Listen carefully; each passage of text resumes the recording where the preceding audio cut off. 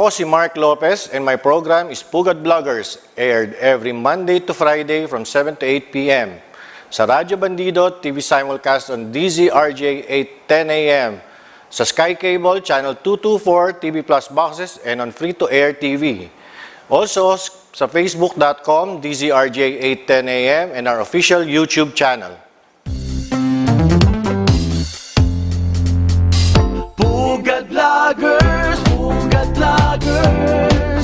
ang kurap titirisin, salot sa bayan wawalisin, walang sasantuhin, ang saya-saya nakakabaliw, kasama natin ang tropang Pugad Vloggers.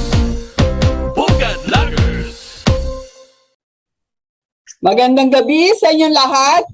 Ngayon po ay Martes, ika-13 ng Setyembre, September 13, 2022. At kasama natin ngayon ang ating kaibigan na si Harold Tan. Magandang gabi, Harold. Magandang gabi, Doc. Kumusta ka na? Mabuti. Medyo naguguluhan sa ating weather dahil kuminsan ay umuulan at kuminsan ay mainit. Ang akala ko ay meron tayong papasok na tropical depression or typhoon. Mr. Weatherman, Harold Tan, ano masasabi mo? Nakalabas na si Inday. Inday. Wala na si Inday. Kaya medyo clear muna ating clear ang ating mga skies ngayon. Parang bumalik yung summer, no? Oo, mainit, no? Kaninang umaga ay makulimlim ang panahon at medyo meron pa nakanaka na pag-ambon. Pero nang dumating ang hapon ay napakainit. Oo. Kaninang umaga na-stuck ako sa traffic. Bakit? Meron palang isang elf na may dalang elf? Malayo pa ang Pasko. Bakit may elf na? Yung Isuzu elf. Okay. Truck na ewan ko ano nangyari na siguro nakatulog yung driver. Hindi ko lang alam, no? Pero tumaob yung truck, no? Nakahiga siya sa kaliwang side niya, no? So saan yan? Ang nangyari siya sa Nagtahan flyover. Yung kung galing kang Governor Forbes, aakyat ka, tapos pagbaba mo, Nagtahan Bridge. Ewan ko lang ano nangyari, no? Pero na-off balance, siguro nakatulog, natamaan yung island sa gitna. At tumaob na yun yung truck. Na-traffic kaming lahat kahit di kami directly affected, no? Kasi yun nga, flyover. Langis at saka crudo, yung engine oil plus yung diesel, umagos ngayon, pababa. Naku. Madulas, no? Delikado yan. Meron ba siyang binangga? O meron bang nasaktan? Wala pa. Siya lang yata self-accident yun. So, malamang na ano lang siya siguro nakatulog o inaantok o tatamaan niya yung ang tawag diyan yung island. May island nahiga yung sasakyan. Tapos yung concrete pump medyo wala na sa pwesto na dala-dala niya. So ayun. So mga kaibigan, pagka po kayo ay magdra-drive, siguraduhin niyo po na kayo ay husto sa tulog, no? Maaaring magkaroon ng sakuna, hindi lang involving kayo, kundi ibang tao. Mainam na mainam kung walang masasaktan, no? Tapos yung mga 6:25 daw nangyari, no? So mga umaga. Oo, almost 8 o'clock, mga 7:55 na nalinis yung nalinis yung langis tsaka crudo. Oo. At kung kailan na mahigit sang oras na dumating, may ambulansya na nag-counterflow. No? Okay lang yun kasi ayun nga, emergency. So sana nasa maayos na kalagayan yung driver at pahinante. Oo. Sana, no? Oo. And then, hindi ko rin maintindihan, umakit ako ng Skyway kanina umaga, ang haba naman ng pila. Saan? Sa toll booth? Sa toll booth? Saang parte? Pumasok lang ako ng Quirino, iniisip ko lang dahil medyo naghahabol na ako sa oras. Dahil sa nangyari dyan sa truck. So, umakit ako ng Skyway ng Quirino. Pero alam mo, hindi pa ako nakakababa kasi pag ganun yung pataas pakurba ng pababa, andyan na yung pila. Mahaba na yung pila. Sa Quirino. Yung pala, yung parang hindi naayos parang hindi maayos magbasa yung RFID. Kaya humaba tuloy. Alam mo Harold, kung ikaw ay nagtahan na, pagbaba mo, meron ang Skyway ay may entrance sa may Zamora.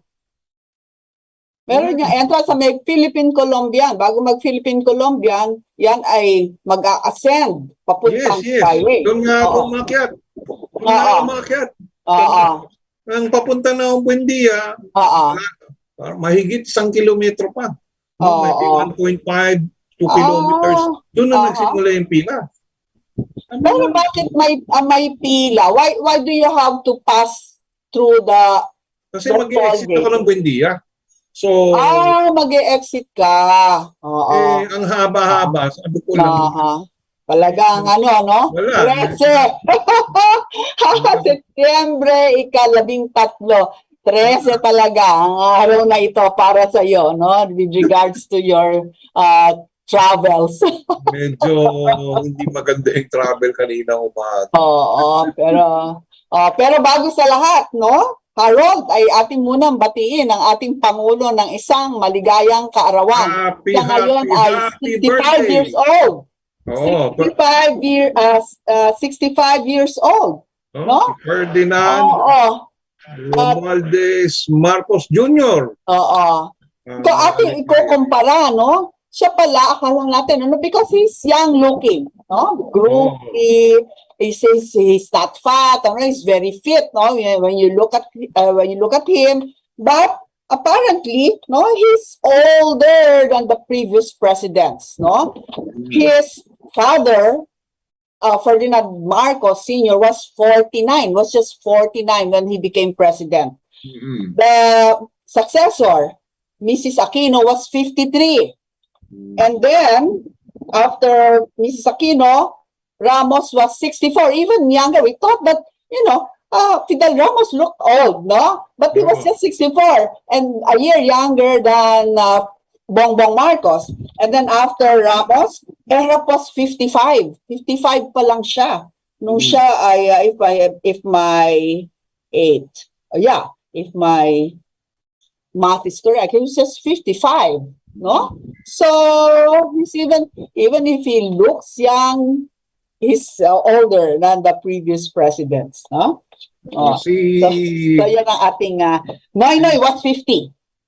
Si President Duterte was, I think, 72 when he entered into the office. So he's the oldest.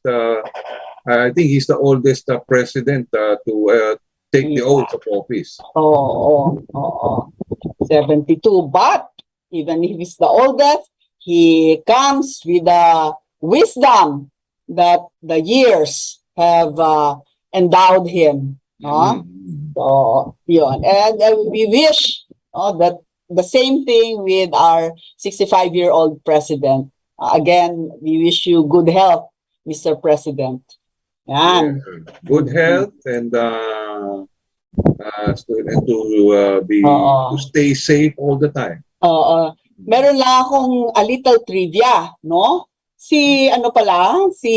ang presidente natin ay pinanganak sa Our Lady of Lourdes Hospital. Tinitingnan ko yung kanyang Wikipedia. Aking hinuhulaan na siya ay pinanganak sa Our Lady of Lourdes Hospital sa Santa Mesa dahil nung time na yun, nakatira sila sa San Juan, sa Ortega. No? So, yun ang, bakit kaya sa Our Lady of Lourdes at hindi sa, anong year ba ito pinanganak? Bagong-bago pa lang ang UERM noon. So, palagay ko, hindi pa, no?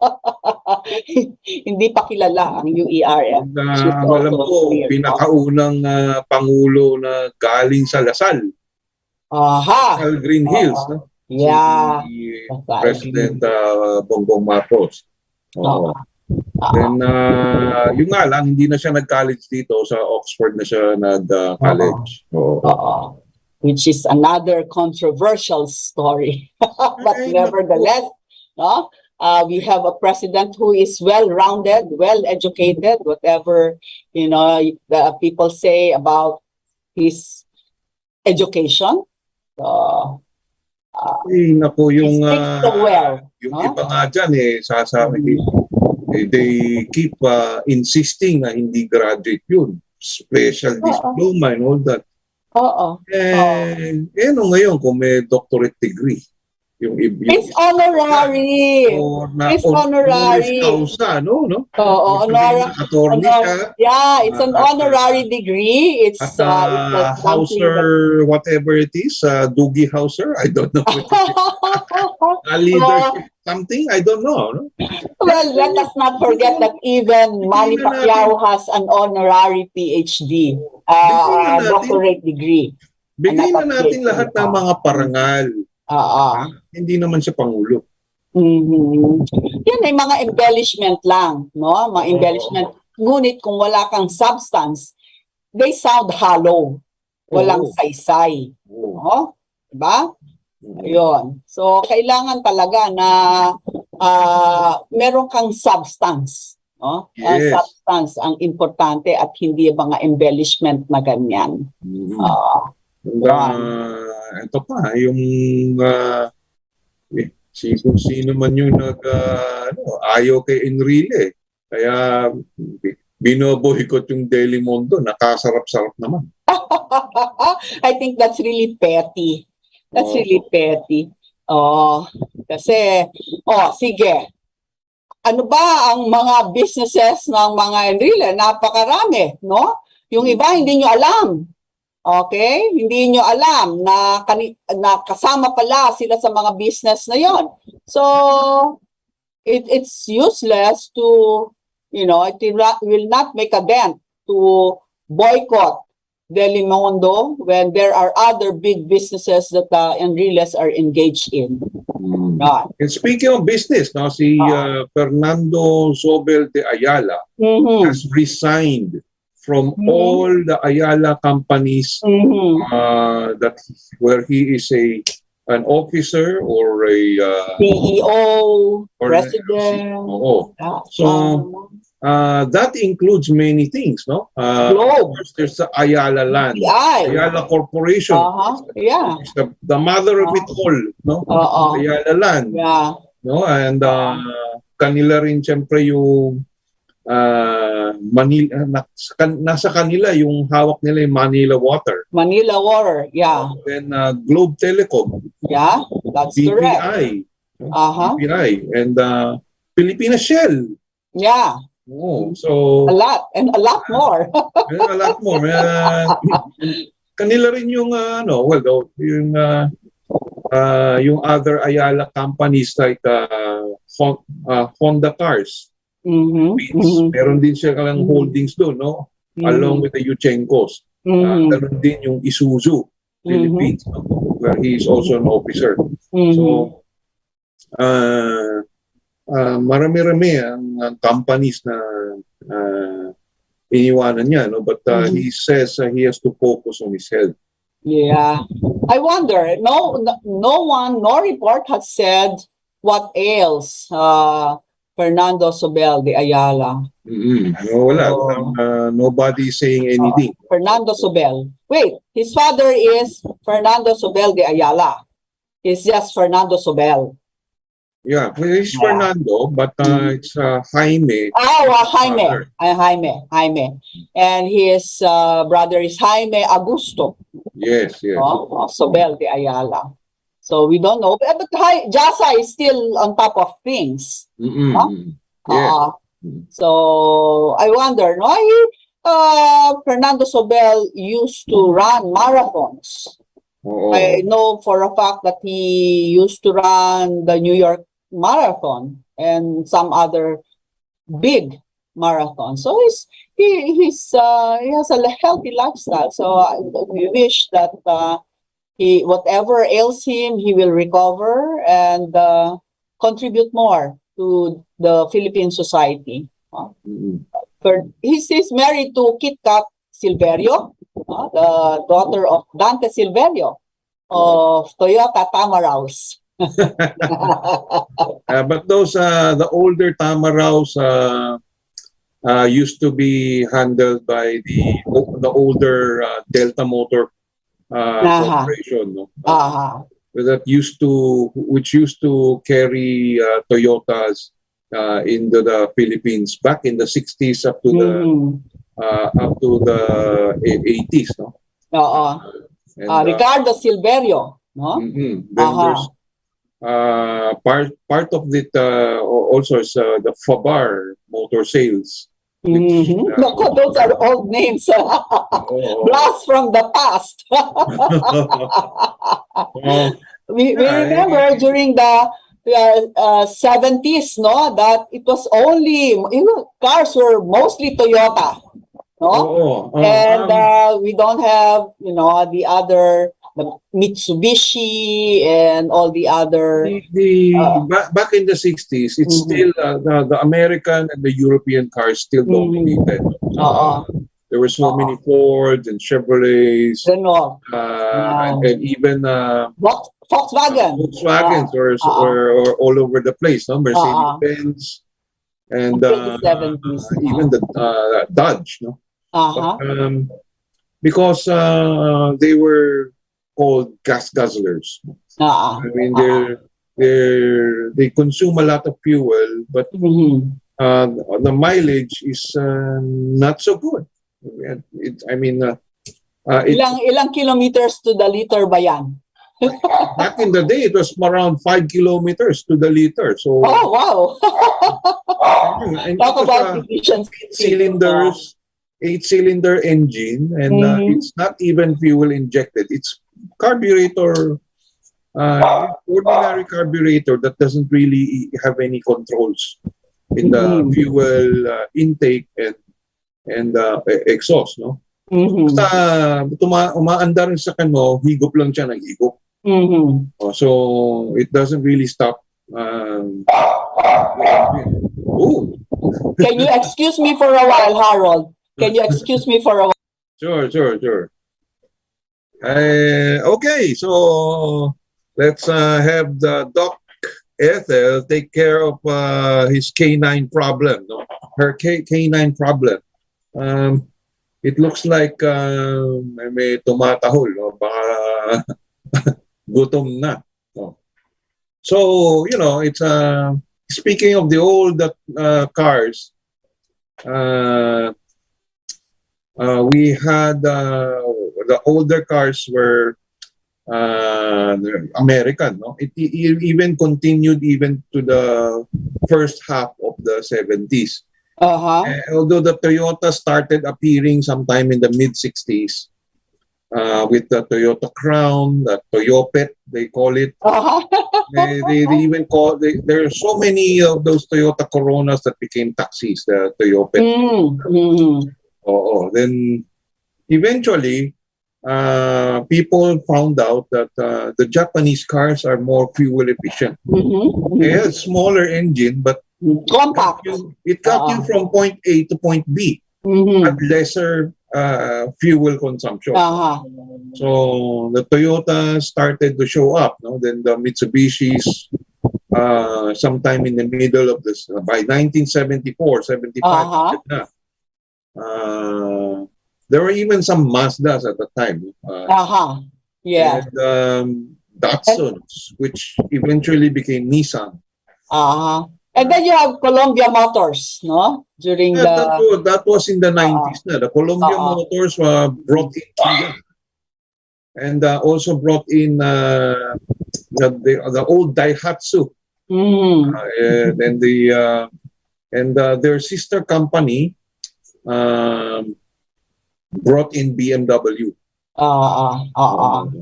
I think it's Asian auto cars. It's brought in the BMWs of the 90s.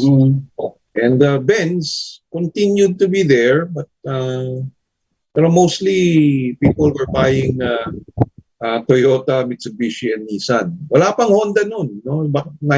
Late or early 90s na dumating yung Honda. And I think the luxury cars were in the gray market, no? Walang ano dito, walang mga what you call dealership, no? No.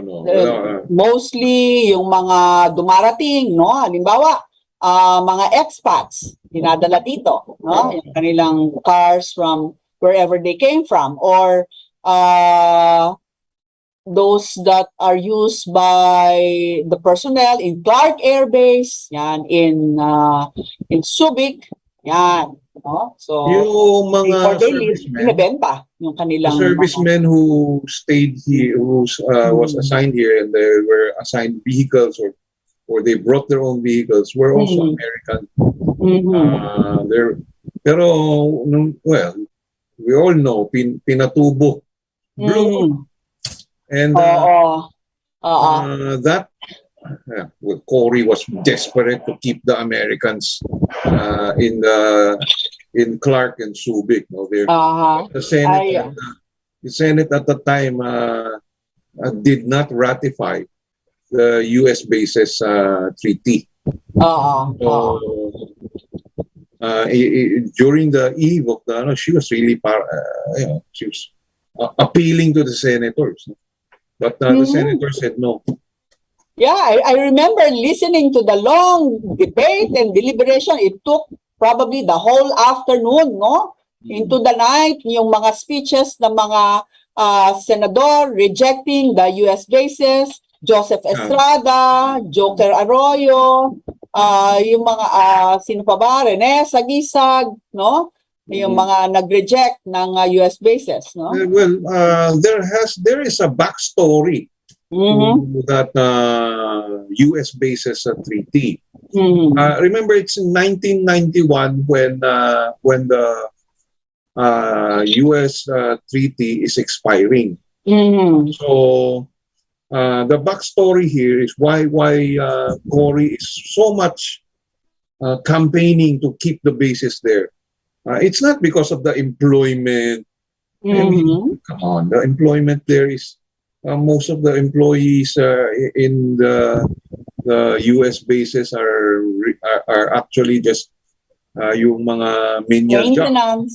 So menial jobs, maintenance, cleaning people. You know, the biggest beneficiary of Clark and Subic are prostitution. In Fields Avenue. Yeah. And its counterpart in Olongapo is what? Ano bang? That's Angeles for Clark, and there's Olongapo. It's it's the counterpart of Angeles in for Subic, no? Because Subic is actually a small municipality. Run by the Gordons. Olongapo City, that's is developed. So you remember in the 1989 coup attempt, December 1, and I remember a story with si Demi Sagala, no, who's now the presidential security group. But I'll tell you about that story later, no? He's my boss. So it's 1989, December 1, no? So it was a coup. It actually lasted a week this time, no? And it was the most serious threat to Cory Aquino's government at that time. No? So, if you and I actually saw, and she actually called in U.S. Planes. I Mm-hmm. mean, here comes Cory Mm-hmm. violating the sovereignty of the Philippines. Oh, And she wanted help foreign for foreign military intervention. planes to come in and fly into the Philippines in order to counter Yeah. the, See? the Philippine Air Force aircraft. Unbelievable. The commander-in-chief violating the Constitution. Yes, exactly. So actually, I saw that day, that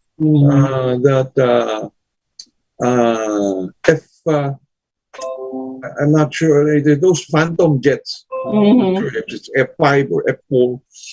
And they're Phantom jets. But at that time, they were on their way to obsolescence, but the Americans were still using it. So they brought in, I think there are two Phantom jets that were flying over Metro Manila and trying to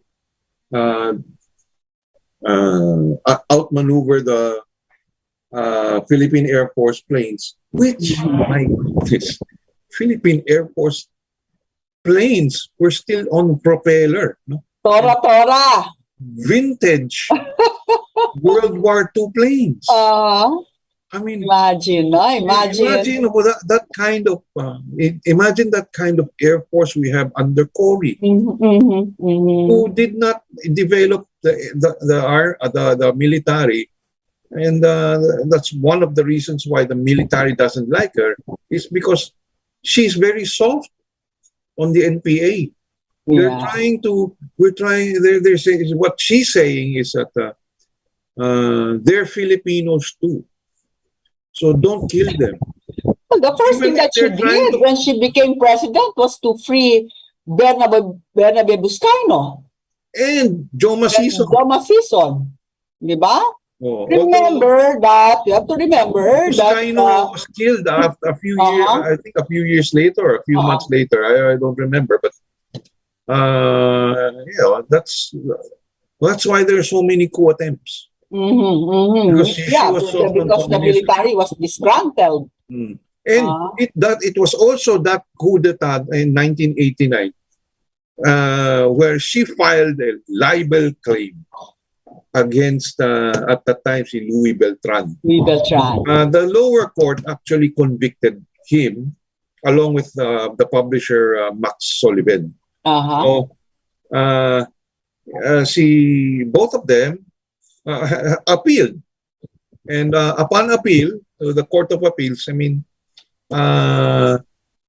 they were acquitted. Even if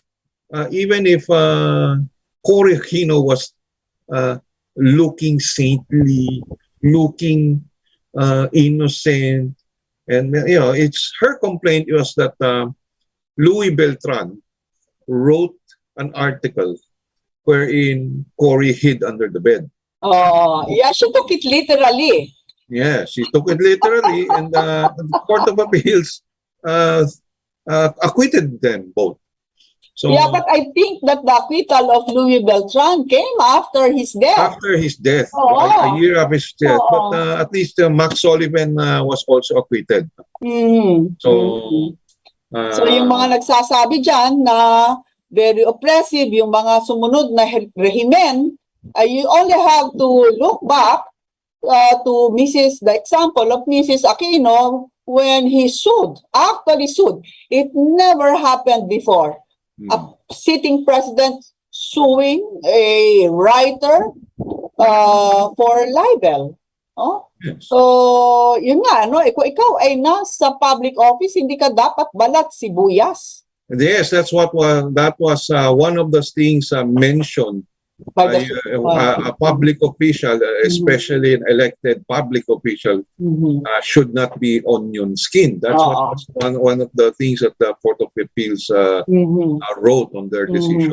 And going back that story, I was there. Where? That was November 30. Okay, November 30, 1989. Bonifacio Day. We were supposed to have a comprehensive exam. So it's everything you learned from second year or third year up to now. That's what you're going to be.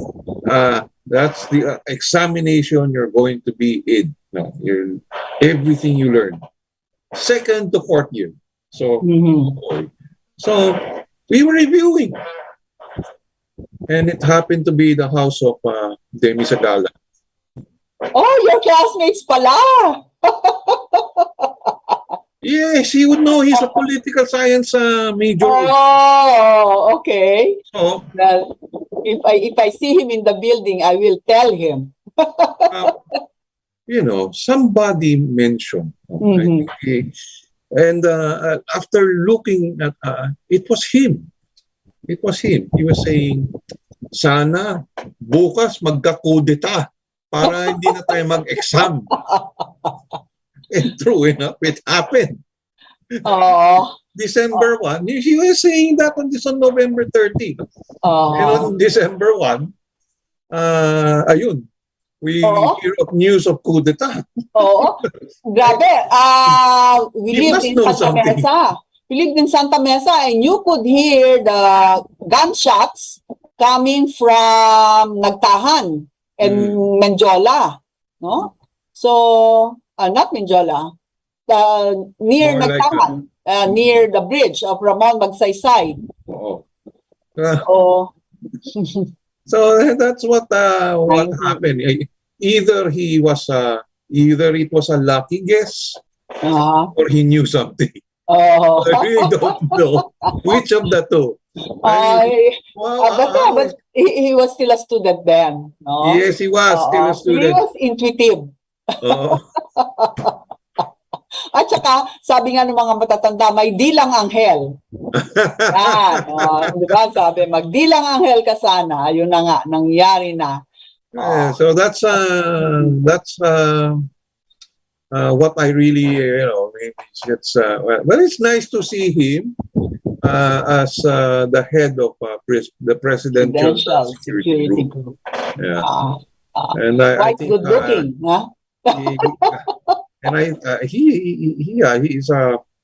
he's quite a handsome guy, and I think he can commanding presence. He has he is more than just qualified, to run the operations of the presidential security. So ano pa ang mga balita, Harold? Sino ba yung na-appoint sa Bureau of Immigration? Meron na ba? May bago na? 5, yeah. He's been appointed. Ano background niya? Saan siya galing? He had been legislative chief of staff before, and and more recently he was working with the Bureau of Immigration as a technical working group. So he's also a lawyer. So he has been chosen to also from the ranks. Yeah, you can almost say that because he was in the BI for a couple of years now. So okay. So would you know whatever happened to the Pastillas case? I think that the Pastillas case was there are people who have been charged in the Sandigan Bayan for that. So I think it's a matter for the Sandigan Bayan to decide. No? Let us refresh our listeners' memory. No? Yung pong Pastillas case, hindi po yun yung gatas ng kalabaw na may asukal na nakabalot. No? Ito po ay isang form of bribery. No? Na yung pera ay nakabilot na parang pastillas at ibinibigay sa mga kawani ng Bureau of Immigration, no? Para dun sa mga pinapapasok na lang ng ganyan. Mga illegal aliens, no? Kaya kaya marami pumapasok na kriminal, no? Na dahil inabutan lang ng pastillas. Kaya na. At itong mga criminal na to, itong mga illegal alien na to, ay karamihan sa kanila ay mga fugitive from the law mula sa kanilang mga respective countries. Karamihan sa kanila ay may mga kaso dahil member sila ng mga criminal syndicates at kung alala mo ay napabalita, no, dito sa mayroon mga foreigners na nagkaroon ng barilan, no? At meron pa mga foreigners dito na kinikidnap nila yung mga kanilang kababayan for ransom. So, ganun po, no?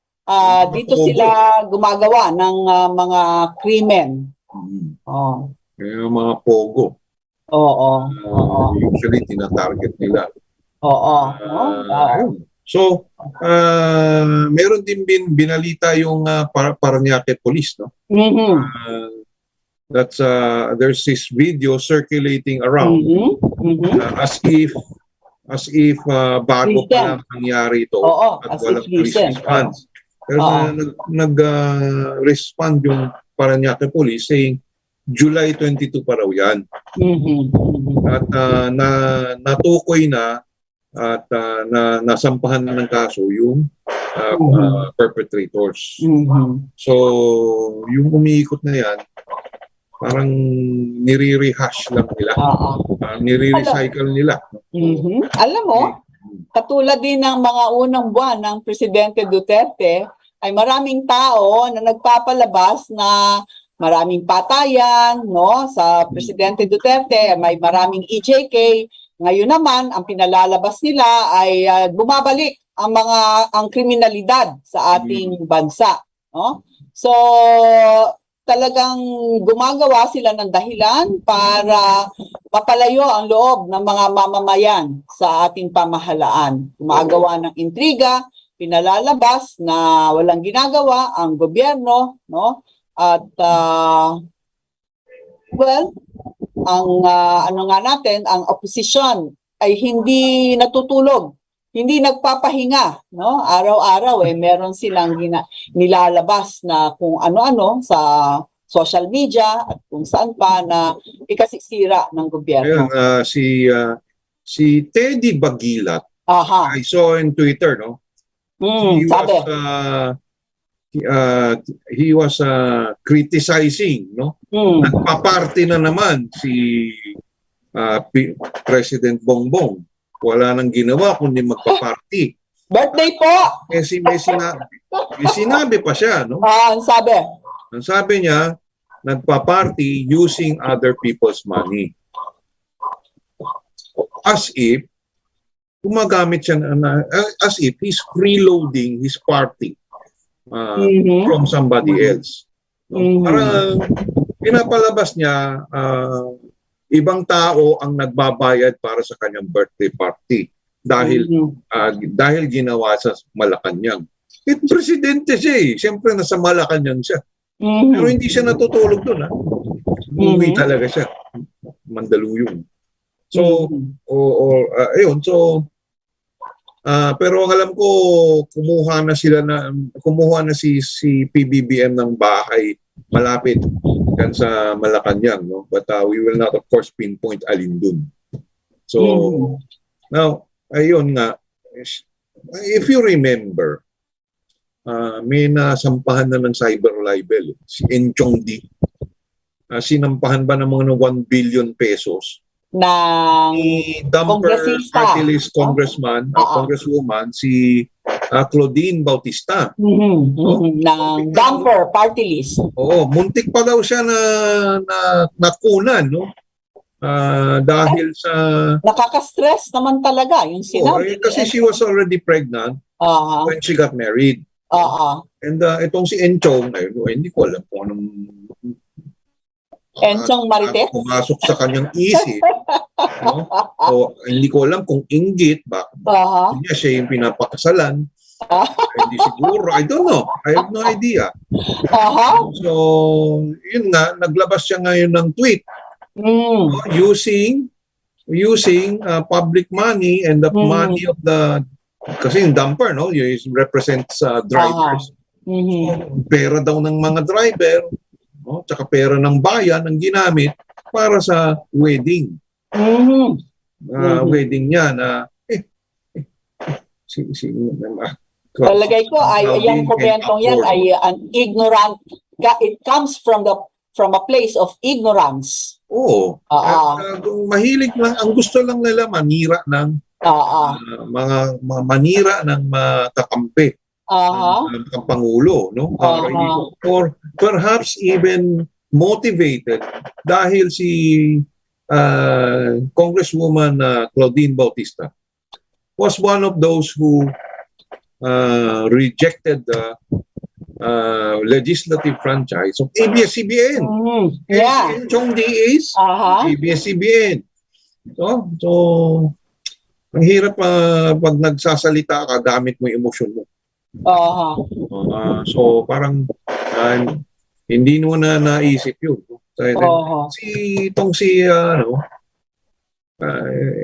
Sa bagay, congresswoman yun, no? So she filed a cyber libel case, one to the tune of 1 billion, no, in damages. At kaya naman. Alam mo, kaya ni Representative Claudine Bautista Lim na magbayad ng filing fee. Dahil, itong si Enchong ay hindi nag-iisip, talagang may pera ang pamilya ni Congresswoman Bautista at hindi niya kailangan na mag-dip.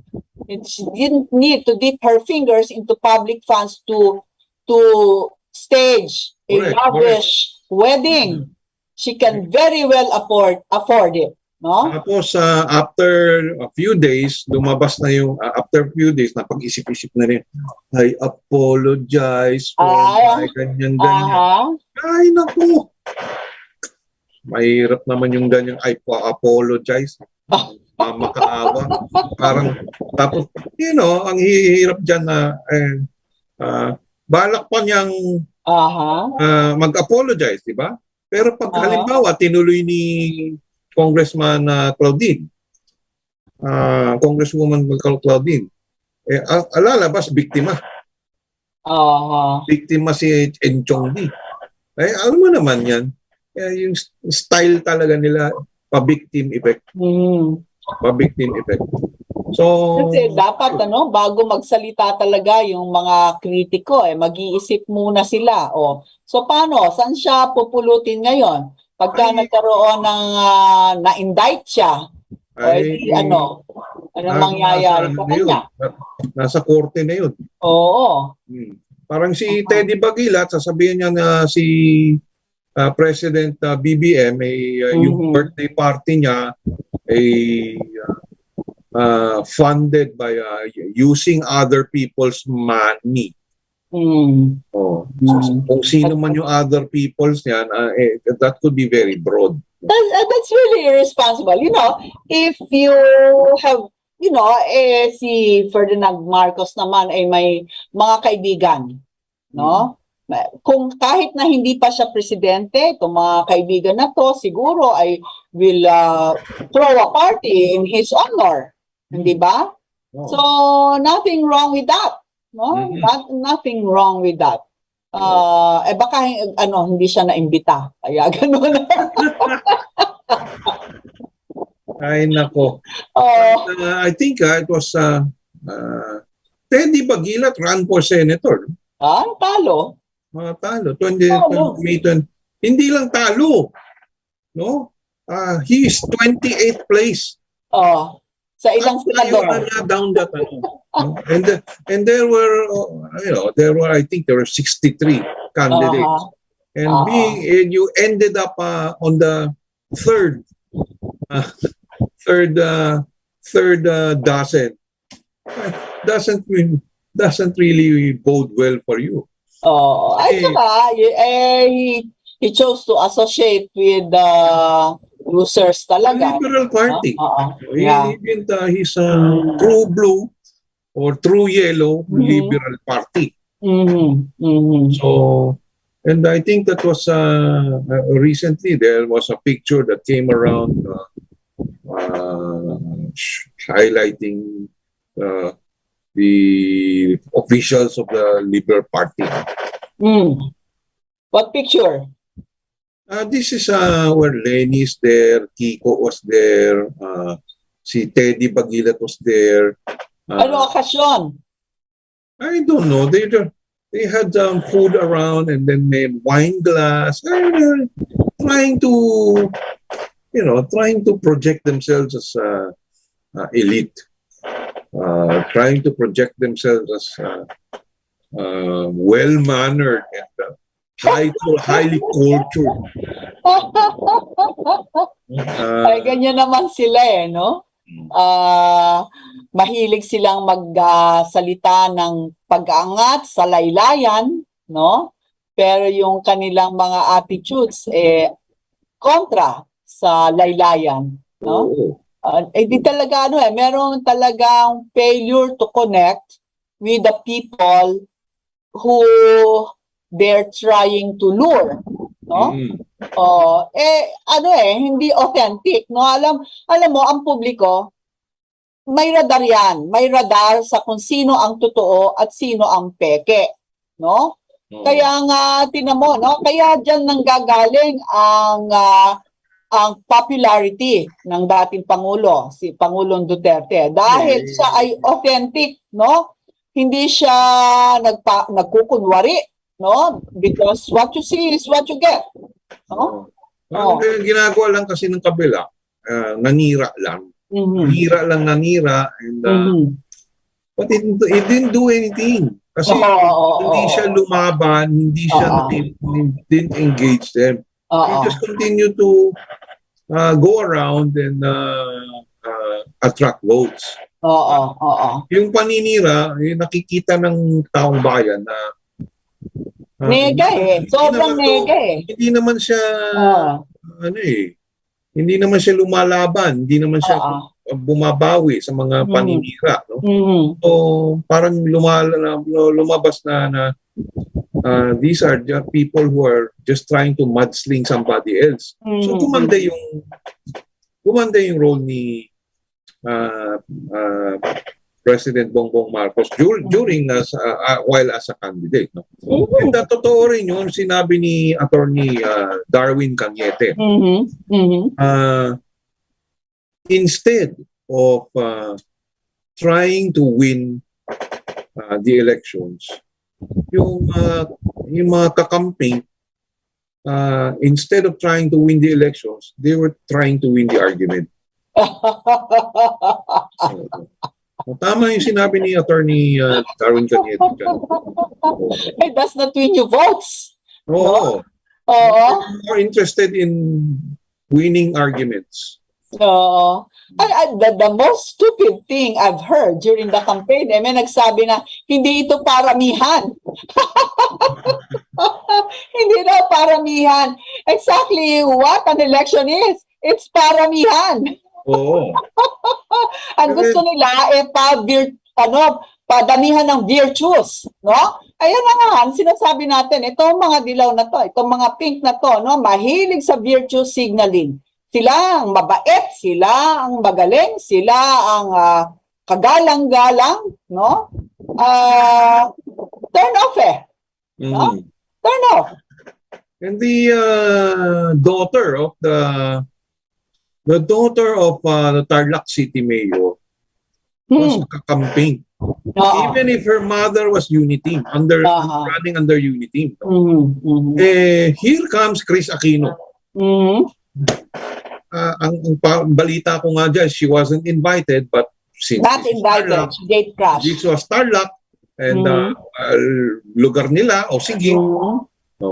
Siniraan, no? Para may utang na loob ninyo. Sa magulang ko.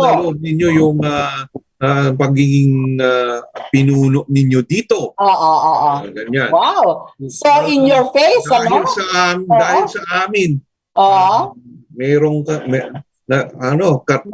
Tarlac City ay naging maunlad, ganyan-ganyan. Nanumbat. Siniraan pa, no? So, itong anak niya, parang nagalit sa nangyari, sa sinabi ni Chris. Yung sunod na araw, nakapula na siya. Hindi na siya nagpipink. She supported her mother already. And then you see, there were some incidents, no, during the campaign. Somebody, I think that was, I don't know kung Isabela ba yan or something, or Bacol, I'm not sure. Don't really recall. Nakikipagkamayan si BBM at the time sa mga kakampings. Ang ginawa ng kakampings, hinagi sa mukha niya yung walang modo. Campaign materials. Baka walang modo. Oo. So, dahil naglanding lahat yan sa rooftop ng truck na sinasakyan na, he just brushed it off. Brushed it off like that. So, and the other incident, somebody tried to splash some liquid. Buti kung tubig yun. Buti kung tubig yun. Splash something at him. Paano kung acid yun? Acido. Or some other corrosive material. The president pa naman, ang hilig-hilig talaga na lumapit, makipagkamay, no? Wala talagang barrier, bumababa pa kung minsan, no? So, not, minding the security risk that somebody will do him harm during the time that he was campaigning. Pareho din ni Vice President Sara Duterte, no? Mahilig talagang bumaba, makikipagkamay. Wala man lang masyadong barrier. So they were, buti na lamang at walang nangyari. They were easy targets kasi. But to be fair naman, si Sara has extra security detail. He's the daughter of the president. But nevertheless, ang hilig talaga niya na makipagdaupalad, no? Makipagkamayan sa mga tao.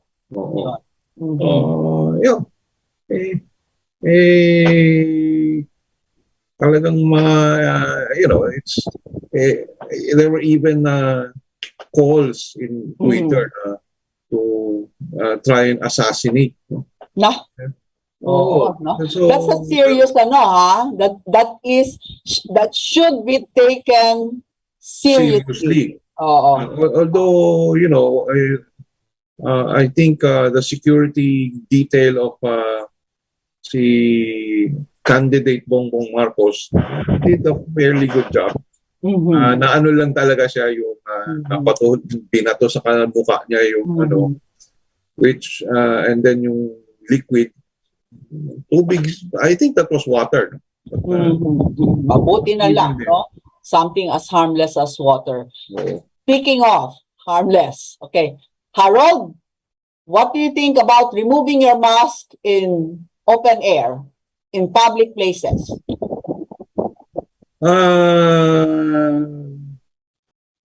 I think if you're in your community, perhaps when you're jogging, or perhaps when you are exercising in your community, na hindi naman maraming tao, or if you live in a subdivision, for example, or if you are in a barangay, in your barangay, open area, a park perhaps, a basketball court perhaps, or volleyball court perhaps, or badminton, whatever, no? Basta open air. Open air, and it's okay. That's I agree. Naman makamas, no? Mahihinga, jogging ka. I agree. Lalo na kung ikaw lang ay mag-isa na naglalakad sa kalye, doing your daily walk, it's perfectly okay. It doesn't have to be, I think it doesn't have to be na mag-isa ka. There might be other people in the area. In a good distance. Malayo naman yung so okay lang. Yes. But this should not apply in areas where there are high density. Halimbawa, sa mga kalye sa Divisoria, kung saan kayo nagdidikit-dikit at nagkakasalubong. Sabi nga cheek by jowl. Aba, I would think that I will still wear my mask, even if it's open air, when there is high density traffic. And even those who are senior citizens are encouraged to still wear their mask, even if they're in the outdoor setting. Even those immunocompromised. That's correct. But the most important thing here is you have to be vaccinated. Because even if you remove your mask, the vaccination gives you a layer of protection. So 2 vaccinations and then your boosters. It has been proven that vaccination protects people from severe illness caused by COVID-19. Do not forget that. All right. I think it's 7:59 and we have to say goodbye. Good night to all our listeners and Pugad bloggers. And good night, Dr. Ethel. Good night, Harold. And please don't forget, before you sign off, you like and share this episode, and also to watch all the other shows of DZRJ after this, and be with us tomorrow as we listen and watch to Attorney Cañete and Attorney Berenguer here on Pugad Bloggers. Good night. Good night. Pugad Bloggers, ang kurap titirisin, sa loob sa bayan wawalisin, walang sasantuhin, ang saya-saya nakakabaliw, kasama natin ang tropa.